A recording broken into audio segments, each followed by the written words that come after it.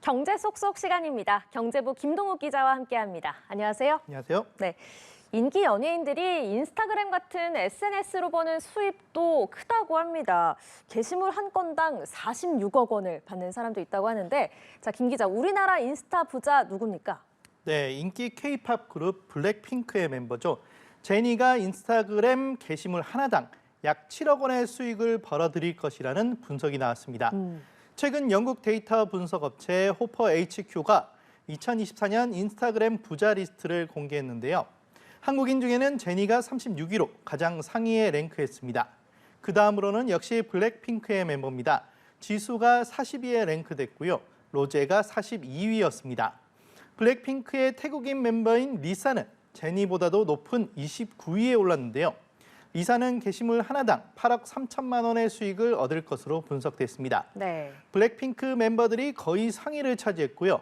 이외에 국내 스타 중에서는 BTS 멤버 진이 68위, RM이 71위, 차은우가 72위, 배우 이민호가 88위를 차지해 100위 안에 들었습니다. 네.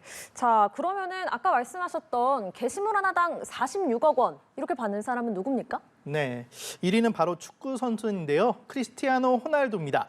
호날두는 인스타그램 팔로우 수가 6억 명에 달하는데요. 게시물 한 개를 올려주면 광고비로 343만 달러, 우리 돈으로 46억 원을 받을 것으로 분석됐습니다. 일반인들은 평생 벌어볼 수 있을까 한 돈을 인스타 게시물 한 개로 벌어들이는 겁니다. 그렇네요. 호날두는 최근 유튜브 채널도 개설했는데요. 개설 1시간 29분 만에 구독자 100만 명을 확보하며 역대 최단 기간 기록을 갈아치웠습니다. 네. 종전 기록은 7시간 만에 100만 명을 돌파한 블랙핑크 제니였습니다. 인스타 부자 2위도 스포츠 스타인데요. 축구 선수 리오넬 메시입니다. 게시물 한 개당 273만 달러, 36억 6천만 원 정도입니다. 메시는 재작년 사우디 홍해위 요트에서 노을을 바라보는 사진을 인스타그램에 올렸는데요. 이후 사우디아라비아 관광청과 계약을 맺은 사실이 알려졌고 뉴욕타임즈는 이 사진으로 약 25억 6천만 원을 벌었을 것이라고 보도하기도 했습니다. 이 밖에도 10위 안에는 셀레나 고메즈, 카일리 제너, 아리아나 그란데, 킴 카다시안, 비욘세 등이 뒤를 이었는데요. 이들은 게시물 한 개당 25억 원 이상을 받을 것으로 분석됐습니다. 네, 우리나라 블랙핑크 제니가 인스타그램 게시물 하나당 7억. 알겠습니다.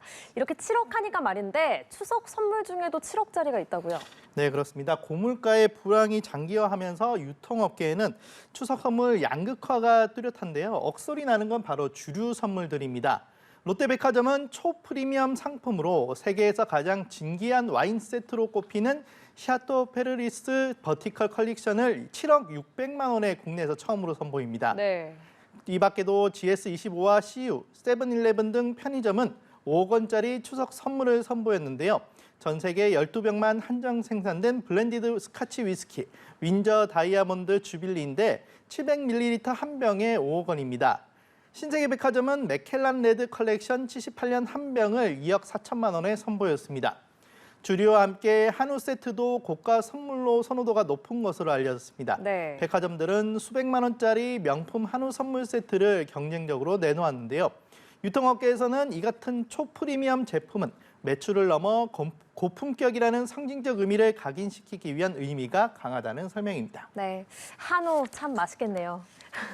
이 소고기 하니까 생각이 났는데 작년 추석 선물 1위는 소고기였는데 올해는 바뀌었죠? 네, 그렇습니다. 지난해 추석 선물 1위는 바로 소고기였습니다. 저도 참 좋아하는데요. 올해는 사과가 그 자리를 차지했습니다. 한국농수산식품유통공사가 소비자 3천여 명을 대상으로 추석 성수품 선물 세트 구매 의향 조사를 진행한 결과 이같이 나타났습니다. 조사 대상 중 25.2%는 추석 선물 세트로 사과를 사고 싶다고 응답했고요. 이어 소고기가 16.2%, 과일 혼합 세트가 12.8%였습니다.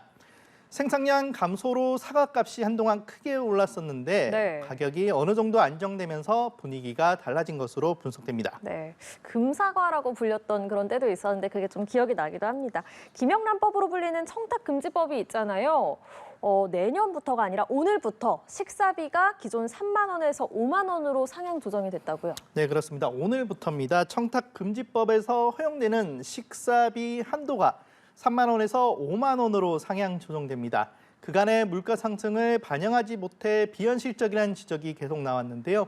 지난 19일 국무회의에서 이 같은 내용의 청탁금지법 시행령 개정안이 의결되면서 오늘부터 시행됐습니다. 네. 다만 공직자 등에게 예외적으로 허용되는 농수산물 및 농수산 가공품 선물의 가액 한도는 평시 15만 원, 명절 30만 원으로 기존과 같이 유지됩니다.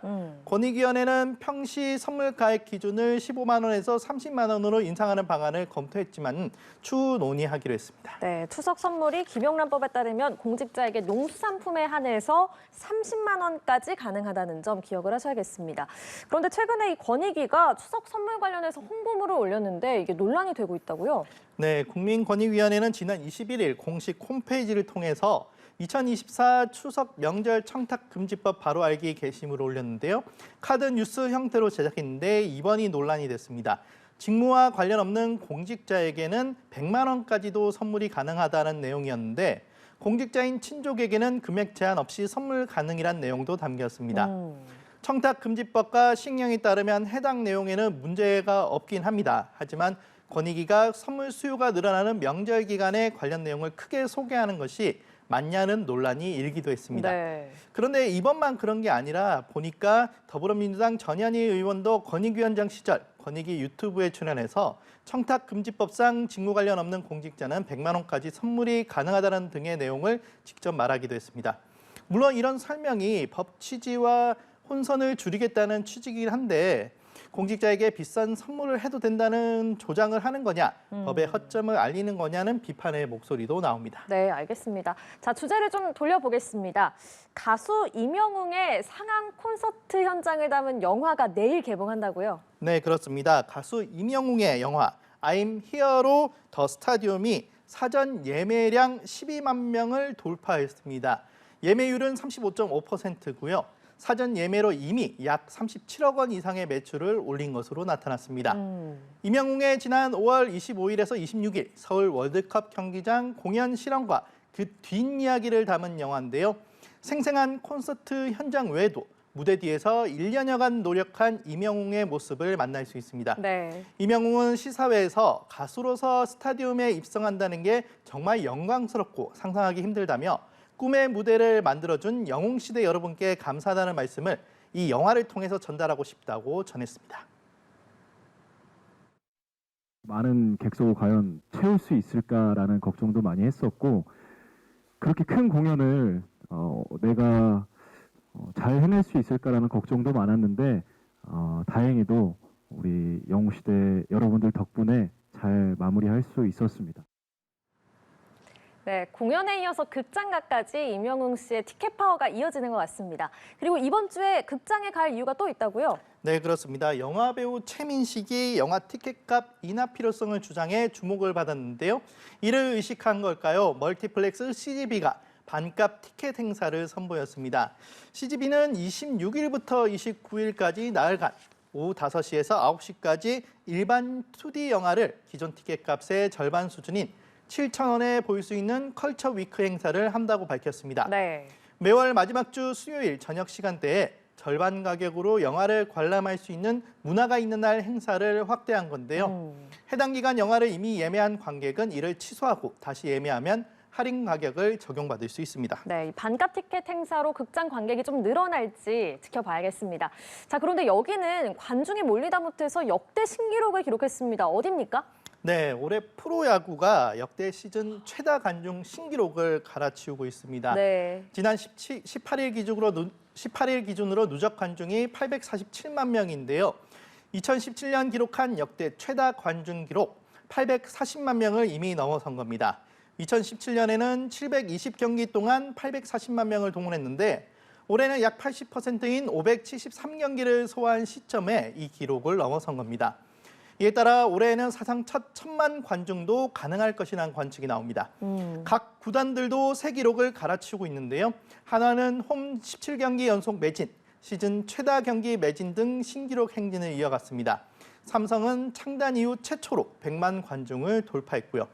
프로야구는 코로나19 팬데믹 시기 이전부터 침체를 겪는 듯 보였는데 지난해 상당 부분 회복하더니 올해에는 역대급 흥행몰이를 하고 있는 겁니다. 네, 이렇게 야구장에 사람이 몰리다 보니까 주변에 있는 식당들도 장사가 잘 된다고요? 네, 그렇습니다. 야구를 하고 나면 맛있는 음식을 또 먹어야겠죠. 네. 야구장 인근 외식업 매출이 전년 대비 최대 23%가량 증가한 것으로 나타났습니다.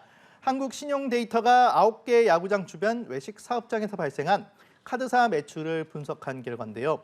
롯데자이언츠의 홈구장인 부산 사직구장 인근 외식업의 일평균 매출은 전년보다 22.9% 증가했습니다. 두산 베어스와 LG 트윈스가 있는 서울 잠실구장은 18.5%, 한화 이글스가 홈구장인 대전구장은 16.2% 매출이 증가한 것으로 조사됐습니다. 네. 한국신용데이터는 홈팀의 좋은 성적이나 화제의 감독, 선수에 대한 기대감이 인근 외식업장 매출 증가에 영향을 미치는 주요 요인 중 하나일 것이라고 분석했습니다. 롯데는 새로 선임된 명장 김태형 감독에 대한 기대 효과가, 하나의 경우 류현진 선수의 복귀 효과가 작용했을 가능성이 있다는 설명입니다. 그런데 또 흥미로운 건요, 구장마다 매출이 증가한 업종이 다르다는 것입니다. 네. 부산 사직 경기장은 중식이 전년 대비 32.5% 증가했고요. 대전 경기장은 양식이 65.8%, 광주구장은 생선 해산물 업종 매출이 30% 늘어 가장 많이 증가한 것으로 집계됐습니다. 네, 흥미로운 얘기네요. 네, 경제 쏙쏙 지금까지 경제부 김동욱 기자와 함께했습니다. 고맙습니다.